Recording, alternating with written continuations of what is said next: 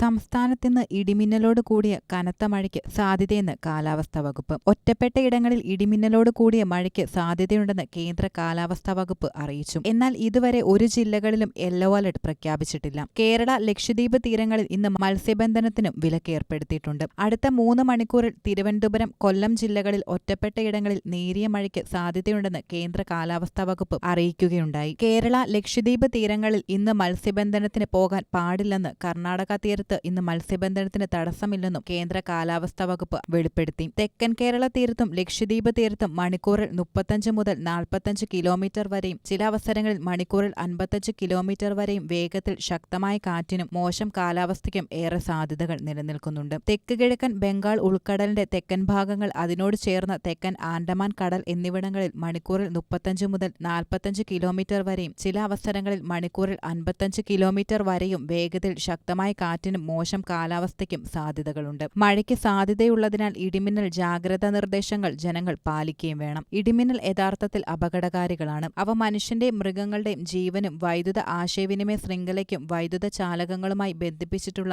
വീട്ടുപകരണങ്ങൾക്കും വലിയ നാശനഷ്ടമാണ് സൃഷ്ടിക്കുന്നത്. ആയതിനാൽ പൊതുജനങ്ങൾ മുൻകരുതലുകൾ കാർമേഘം കണ്ടു തുടങ്ങുന്ന സമയം തന്നെ സ്വീകരിക്കണം. ഇടിമിന്നൽ എല്ലായ്പ്പോഴും ദൃശ്യമാകണമെന്നില്ല. അതിനാൽ ഇത്തരം മുൻകരുതലുകൾ സ്വീകരിക്കുന്നതിൽ നിന്നും ഒരിക്കലും വിട്ടുനിൽക്കരുത്. ഇടിമിന്നലിന്റെ ആദ്യ ലക്ഷണം കണ്ടുകഴിഞ്ഞാൽ ഉടൻ തന്നെ സുരക്ഷിതമായ കെട്ടിടത്തിനുള്ളിലേക്ക് മാറുകയാണ് ആദ്യം ചെയ്യേണ്ടത്. തുറസായ സ്ഥലങ്ങളിൽ തുടരുന്നത് ഇടിമിന്നലേൽക്കാനുള്ള സാധ്യതകൾ കൂടുതൽ വർദ്ധിപ്പിക്കും. ശക്തമായ കാറ്റിനും ഇടിമിന്നലിനും സാധ്യതയുള്ള ഘട്ടത്തിൽ ജനലും വാതിലും അടച്ചിടുകയും വേണം. വാതിലിനും ജനലിനും അടുത്ത് ഒരിക്കലും നിൽക്കരുത്. കെട്ടിടത്തിനകത്ത് തന്നെ ഇരിക്കുകയും പരമാവധി ഭിത്തിയിലോ തറയിലോ സ്പർശിക്കാതിരിക്കാൻ ശ്രമിക്കുകയും ചെയ്യണം. ഗൃഹോപകരണങ്ങളുടെ വൈദ്യുതി ബന്ധം ആദ്യം വിച്ഛേദിക്കണം. വൈദ്യുത ഉപകരണങ്ങളുമായുള്ള സാമീപ്യം ഇടിമിന്നലിന്റെ സമയത്ത് കഴിവതും ഒഴിവാക്കുക. ഇടിമിന്നലുള്ള സമയത്ത് ടെലിഫോൺ ഉപയോഗിക്കുന്നതും ഒഴിവാക്കേണ്ടതുണ്ട്. മൊബൈൽ ഫോൺ ഉപയോഗിക്കുന്നതുകൊണ്ട് കാര്യമായ കുഴപ്പങ്ങളില്ല. അന്തരീക്ഷം മേഘവൃദ്ധമാണെങ്കിൽ തുറസായ സ്ഥലത്ത് ടെറസിലും കുട്ടികൾ ഉൾപ്പെടെ കളിക്കുന്നത് ഒഴിവാക്കുകയും വേണം. ഇടിമിന്നലുള്ള സമയത്ത് വൃക്ഷങ്ങളുടെ ചുവട്ടിൽ ഒരിക്കലും നിൽക്കരുത്.